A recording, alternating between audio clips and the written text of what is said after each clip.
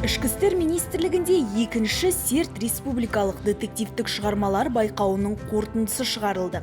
Қаламгерлер бәйгесінде топ жарғандар марапатталып, қошеметке бөленді. Ішкі істер министрлігінің ұйымдастыруымен өткізіліп отырған серт республикалық детективтік шығармалар байқауының жеңімпаздарын марапаттау рәсіміне қош келдіңіздер.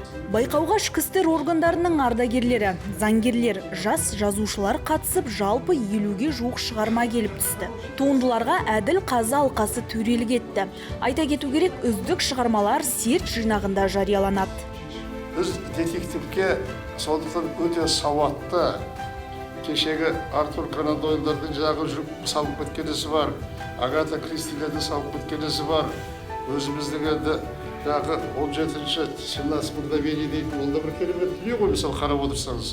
Көптен дара шыққандарға арнайы номинациялар табысталды. Онымен қоса жүлделі 3 орынның иесі анықталды.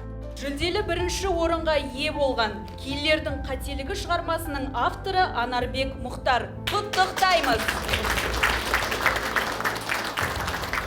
Полицияның қызметкерлері ол күнделікті жаңағы осы қоғамға дұрыс болу үшін, қауіпсіздік дұрыс болу үшін күнделікті жаңа ерліктерін, соны сіздердің жазбаларыңыз арқылы соны қоғам біледі деп сенеміз. Бас жүлдені «Фартовый» шығармасының авторы Бекболат Сарбасовқа ведомство басшысының өзі табыстады. Бекболат Сарбасов!